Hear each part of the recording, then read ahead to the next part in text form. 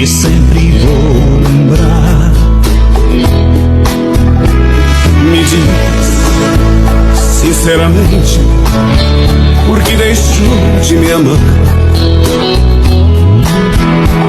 Desculpe, até compreendo, só não sei perdoar.